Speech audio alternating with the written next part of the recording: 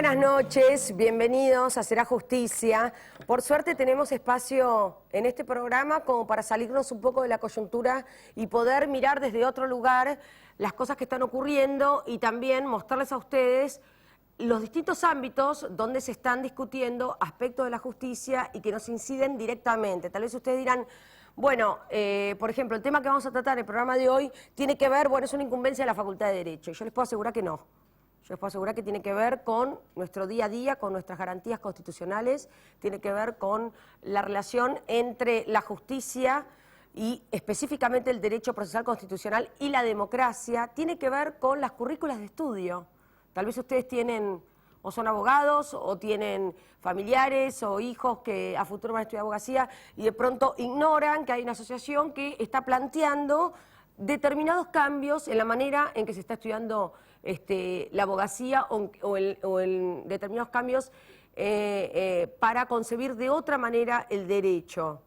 ¿Y esto qué tiene que ver con la reforma judicial? Todo, absolutamente todo. ¿Qué tiene que ver con las nuevas cámaras de casación? ¿Qué tiene que ver con tribunales de justicia que no tenemos en el país, pero tenemos una corte que se pronuncia de determinada manera, que tiene una idea del derecho que no es la idea del derecho que tenía, ni hablo de la corte menemista, que tenían los juristas hace 20 años o hace 15 años, o por lo menos la mayoría o muchos de ellos. Por lo cual, el derecho, como pasa en otros ámbitos, pasa en el periodismo también, está en permanente discusión y revisión. Y hoy queremos dedicar este programa justamente a una de las discusiones que va a tener lugar próximamente del 26 al 28 de junio, en los próximos 10 días, porque la Asociación Argentina de Derecho Procesal Constitucional está organizando el Congreso Nacional de Derecho Procesal Constitucional. Va a haber juristas de todo el mundo, porque se va obviamente a hablar de legislación comparada, se va a hablar de tribunales que hay constitucionales en otros países y aquí no, sobre la posibilidad de que existan o no, cuál es el sentido, y también se va a hablar, y de este tema mucho no entiendo, por eso se los voy a preguntar, sobre la autonomía científica del derecho procesal y lograr la enseñanza de la ciencia en las materias de estudio, ¿no? Uno entiende todo lo que es abogacía como una cuestión más ajena a esta cuestión más científica que está tratando de introducir en la currícula y en el debate social la Asociación Argentina de Derecho Constitucional, y vamos a hablar con tres de los representantes, importantes representantes, juristas renombrados, que están de alguna manera tratando de dar difusión y van a formar parte de este congreso que va a tener lugar en la Facultad de Derecho dentro de los próximos días. Todo esto después de la pausa.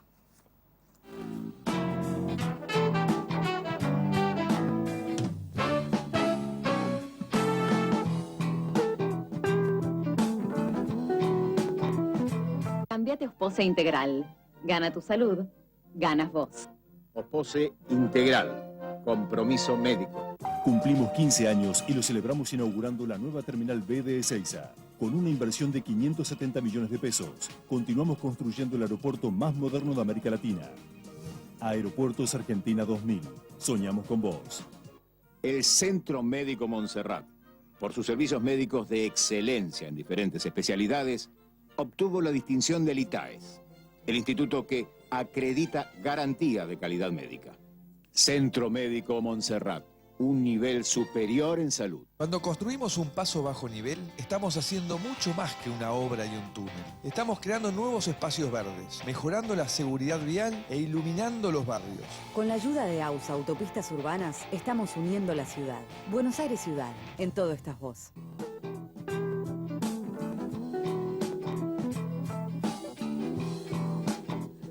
Bueno, y aquí estamos con la doctora María Angélica Geli, que es profesora de Derecho Constitucional de posgrado de la Facultad de Derecho de la Universidad de Buenos Aires y profesora de grado de la Universidad de San Andrés. Ya ha estado aquí en otras oportunidades. Siempre uno busca, cuando busca alguna claridad en Derecho Constitucional, una de las principales referentes es la doctora María Angélica Geli. Gracias por venir, doctora. Y también está el doctor Osvaldo Alfredo Gossaini, presidente de la Asociación Argentina de Derecho Procesal Constitucional y profesor titular de la UBA, justamente presidente de esta asociación que es muy nuevita, desde el año 2012 está. Gracias por venir. Y el doctor Pablo Manili, que también es secretario general de la asociación y profesor de Derecho Constitucional y Procesal del Constitucional en la Universidad de Buenos Aires. Gracias. A usted. Ustedes me estaban explicando recién fuera de cámara por qué se crea esta asociación, que me parece interesante, ¿no? Un poco para que ustedes comprendan, ¿no? Porque es una asociación nueva, en donde de pronto se vio que en la materia de discusión del derecho había cuestiones que no estaban específicas o tenían que, digamos, ser representadas por una asociación. ¿Es así? Es una asociación nueva que tiene una larga historia en la disciplina, porque el derecho procesal constitucional, como ciencia autónoma, podríamos hablar de 30 años hasta aquí.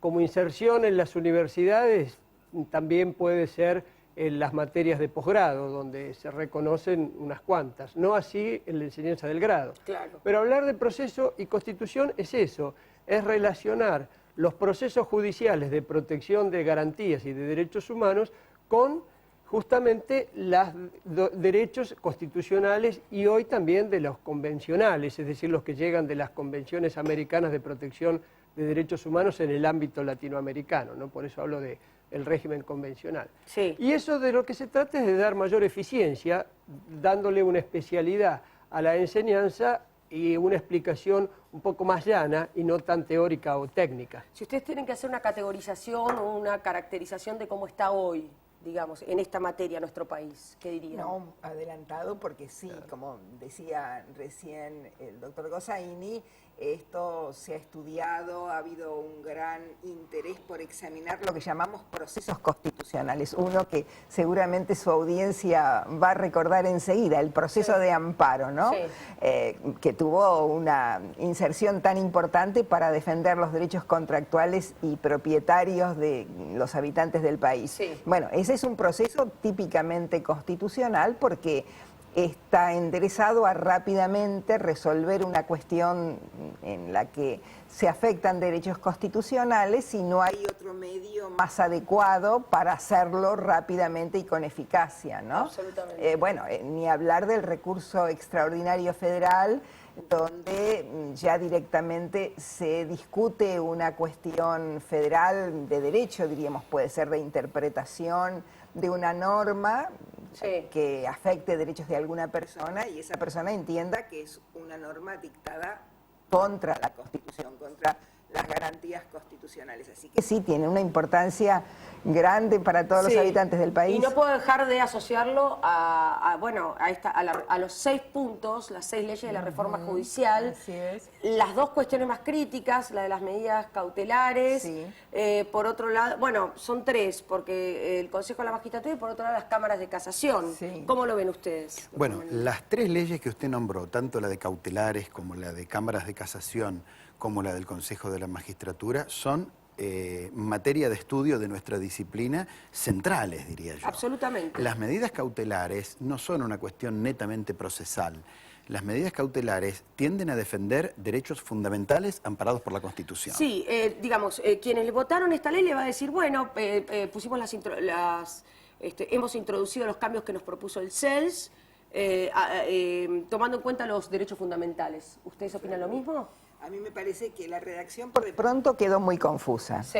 Y está sujeta a una amplísima interpretación judicial. Y además el problema más serio es el plazo establecido, Sí. ¿no? Y que cuando se apela a la medida cautelar concedida se suspende el efecto, con lo cual a mí me parece que tiende a desaparecer en algunas circunstancias la medida cautelar. Y es esencial porque hay situaciones en que debe resolverse, le diría inmediatamente, los problemas de salud. Bueno, por eso se preocupaba el CELS, pero la redacción no me parece que ha sido, no sé qué pensarán acá los amigos, pero demasiado feliz, ¿no? No, incluso hasta la misma propuesta del CELS, por lo mejor intencionada que haya sido, hay cuestiones que son ambiguas. Sí, exactamente. ¿No? Como esta cosa de extrema necesidad, ¿quién lo define? ¿Quién dice? En el derecho hay mucho de esto, Sí, ¿no? términos indeterminados. Sí. La construcción Términos de la ley indeterminados. es confusa por varias razones, sobre todo lo cautelar. Lo primero es porque confunde la historia de la medida cautelar. La medida cautelar ha progresado en el mundo, dándole una autonomía casi como la ciencia cuando uno habla de la tutela cautelar, porque la demora de la justicia es tan hoy irresistible ante los ojos de cualquiera. Totalmente. Cada uno no dice con esto que no se tenía que hacer una reforma. El tema No, es un cómo se ha poco, dado, ¿no? es que hemos escrito todos de esto, pero un poco el mensaje que cuando me tocó a mí comentar esta ley, yo decía, bueno, es previsible que el Estado cuando urge el plazo razonable para las medidas cautelares, es que también está urgiendo un plazo razonable para sus decisiones. Porque este plazo de 6 meses yo lo podría leer positivamente y decir, es para que el Estado tenga 6 meses para pronunciarse. Exacto. Pero resulta ser que el Estado conserva el privilegio de contestar demandas a 40 días, en Capital Federal, Se ¿no? puede apelar y se suspende la medida. Suspende la medida. La visión de la Procuración del Tesoro para que dé... todo el trámite previo insume más de 6 meses. Absolutamente. Entonces es una medida que está bastardeando la idea, sobre todo de que hoy en el mundo hay una idea de tutela autónoma cautelar. ¿Lo sorprendió, digamos, el anuncio del presidente de la Corte, Lorenzetti, que en general siempre es muy medido? Decir, bueno, de inmediato, en cuanto nos llegue, vamos a resolver este tema, ¿no? Por supuesto, no se pronunció en ningún sentido. En ningún sentido, pero yo lo entendí como una suerte de guiño, como diciéndole a los jueces o al Poder Judicial, miren que no están solos, que la Corte se va a meter en este tema. Bueno, que lo resuelvan rápidamente es un mensaje importante porque los tiempos corren, ¿no? Sobre todo para el Consejo de la Magistratura. Las listas y las elecciones. Exactamente, el 12 tienen que presentarse las alianzas y si no me acuerdo mal el 22 las listas. Así que lo que nos está diciendo es lo vamos a resolver. Nosotros esperamos que lo resuelva en un sentido, pero bueno, es importante que tengamos una decisión porque, por supuesto, como se trata también del sistema democrático, estar con una incógnita en esta cuestión es muy grave, ¿no? ¿Y qué esperan de la Corte Suprema? Esperamos que haga justicia.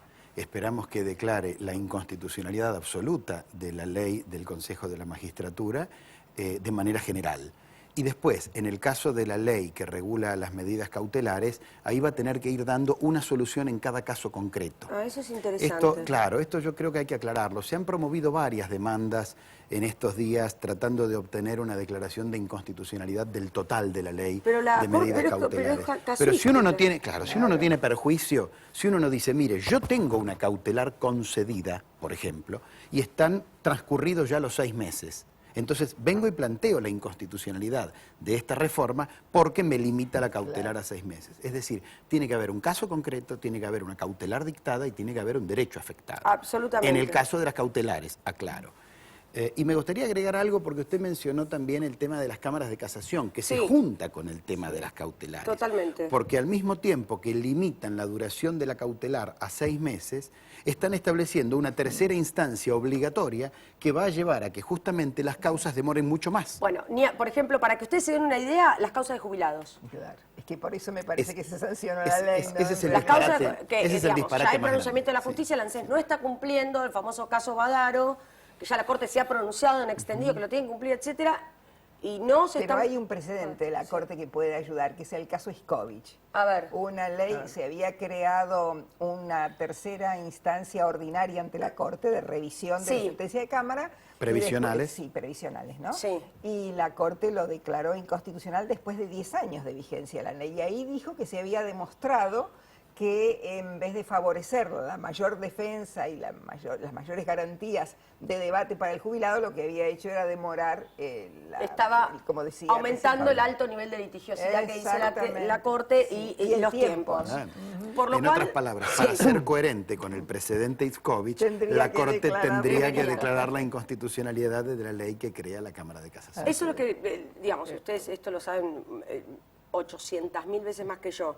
Viendo un poco los fallos que viene haciendo esta Corte, ya tenemos, no les voy a decir parte de la respuesta, pero tenemos indicios en distintos puntos cómo podría pronunciarse, ¿no? La Corte. Yo creo que hay algo que también, no es que discrepe con lo que dice el doctor Manili, sino que es uno de los puntos donde el derecho procesal constitucional más ha avanzado, que es en la sentencia constitucional. La sentencia constitucional no es una sentencia igual a la que se dé en un caso concreto, porque la Corte está tratando de interpretar la Constitución. Si bien es cierto que nuestro país no tiene tribunales constitucionales, la Corte muchas veces se ha arrogado esa función y ha dicho que ella es la fiel y último intérprete de la Constitución.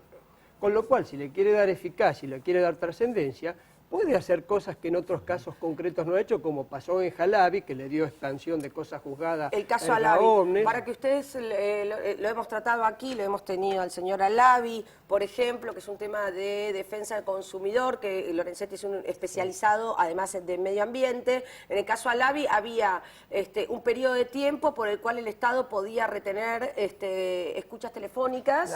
Las comunicaciones telefónicas y por internet. Absolutamente. Por 10 años. Y bueno, y esto se pronunció la Corte y esto se hizo extendido. Sí, que no es, Expandió la sentencia. expandió la sentencia que no es... El Una caso acción concreto. de clase la consideró. Es una class Exacto. action, Sí, cuando en exacto. realidad el defensor del pueblo ha presentado otros temas como class action y la Corte no lo ha todavía No, resuelto. Porque le ha restringido bastante la Restringió. legitimación al defensor del pueblo. ¿A qué, digamos, ¿y a qué limita la Corte pronunciarse en una acción de clase? Bueno, la Corte no volvió a dictar otro fallo No. en este sentido, y esto hay que decirlo. Ni siquiera en el caso de los jubilados. Exactamente. Bueno, porque ha hecho una distinción en el Exacto. caso Alavi de cuáles serían los casos que sí podrían dar lugar a una acción colectiva. A mí me parece que inclusive hay dos párrafos, considerándolos, los llamamos nosotros, en que podría advertirse que a lo mejor había una acción de clase también para cuestiones económicas donde puede estar implicada el salario o la pensión o jubilación del jubilado, Sí. Y en otras donde parece restringir Sí. esta acción. Esa es ¿no? la idea, ¿no? Si Que son no lo- derechos subjetivos que cada quien reclama por sí, no sería con Una acción de clase. Pero clasificó los derechos. Sí. Los clasificó, dijo el individual homogéneo, el que es mío y es el de todos, pero cuando habla de la afectación, también dice, pero tiene que tener perjuicio individual.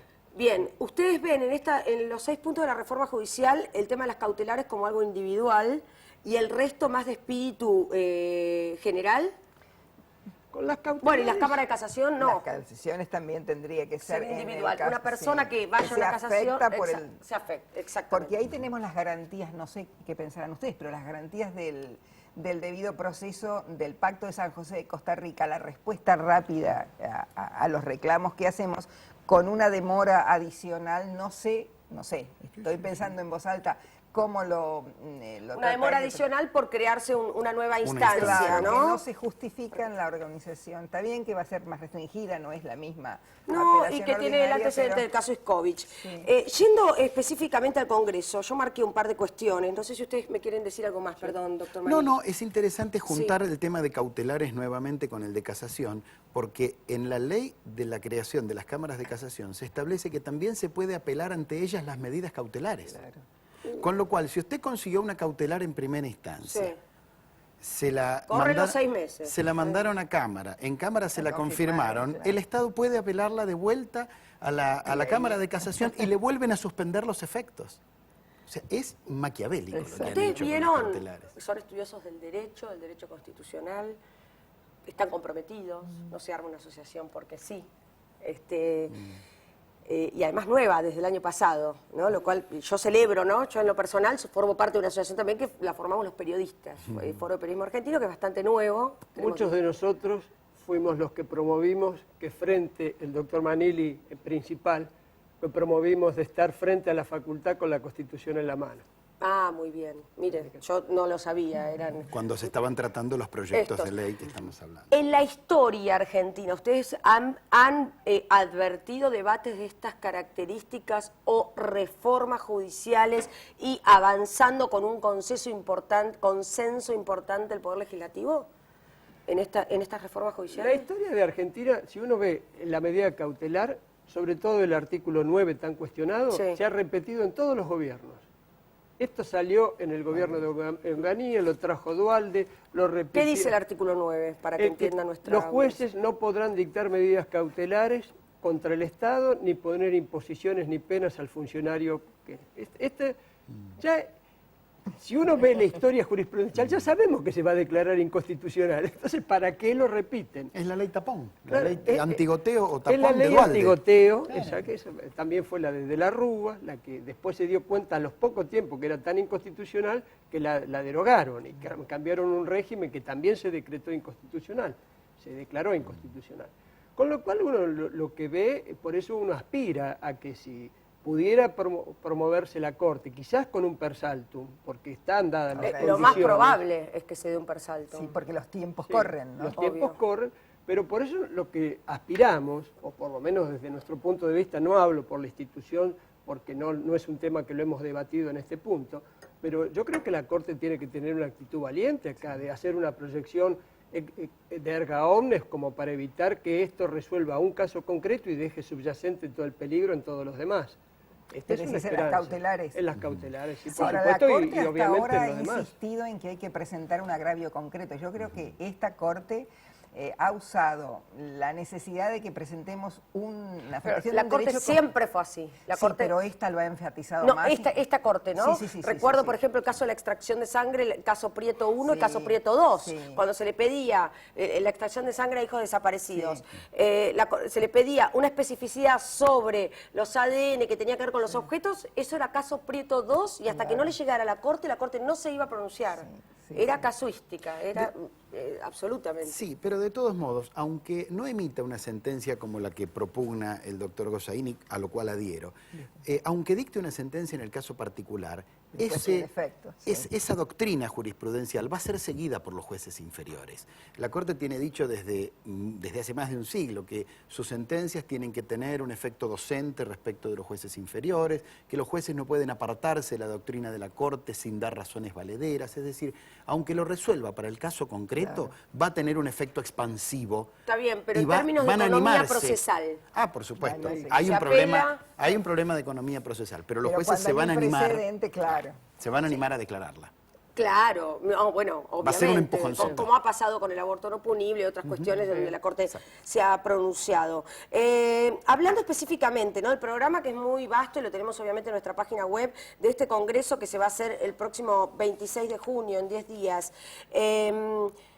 Hay cuestiones muy interesantes sobre, por ejemplo, el control difuso y sus limitaciones, el control concentrado, ventajas e inconvenientes. Yo me preguntaba qué tipo de control tendremos acá. Me parece que es un control difuso, pero no lo sé, no lo sé. Después, el derecho procesal constitucional local, el control constitucional en las provincias argentinas, y tienen expositores de distintos países, de Paraguay, de Colombia, de Brasil, de Ecuador, de Italia, los conflictos entre poderes, órganos de control y funciones. Veo que es un tema que están muy abocados ustedes al tema de los controles, las sentencias constitucionales, modalidades y sistemas de reparación. Allí está usted, doctora. Entre otras cosas. Me interesa que me cuenten un poco los Lorena, distintos puntos, que son un montón, ¿no? Que es un congreso nacional, Sí. de golpe con este fenómeno de la difusión a través de los medios y de las redes sociales, hoy tenemos más de 350 inscriptos del exterior. Claro. ¿Por qué? Porque el derecho procesal constitucional tiene un impacto fenomenal en toda Latinoamérica, que es un régimen distinto al que tiene Argentina y que tiene México, donde nosotros tenemos 24 tipos de control, es decir, tenemos control de constitucionalidad difuso, pero 24 unidades en cada provincia donde tiene su tribunal, su propio régimen. Y lo mismo con 31 estados pasa en México. Claro. Vale decir que México, que tiene un tribunal, un control difuso, recién ahora lo acepta, desde el 10 de julio del año pasado, cuando aceptó que la Corte no era un tribunal concentrado y que todos los jueces debían hacer control difuso.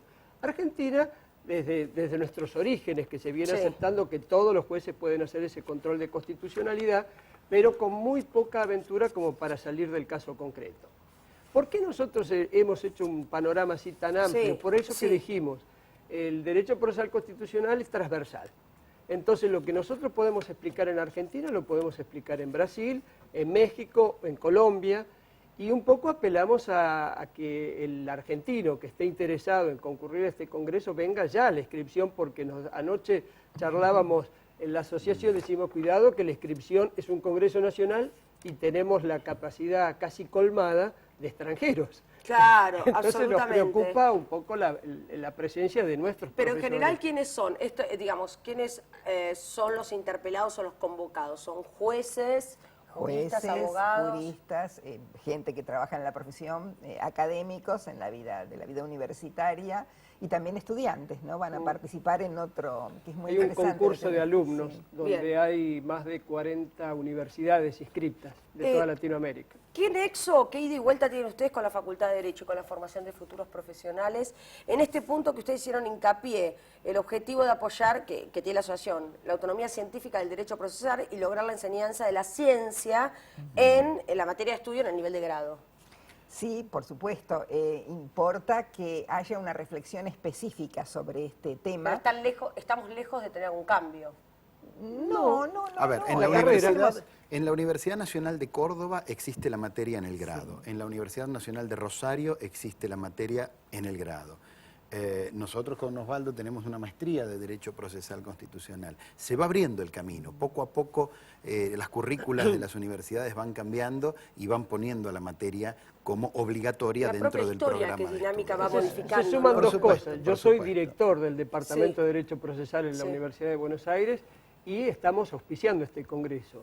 Y Pablo es subdirector, junto con Daniel Sapsay, de la carrera de especialización en Derecho Constitucional, que tiene un módulo completo de Derecho Procesal Constitucional. Es decir, Argentina ha sido punta de lanza, Sí. porque no solo eso, sino que tenemos obras muy vastas.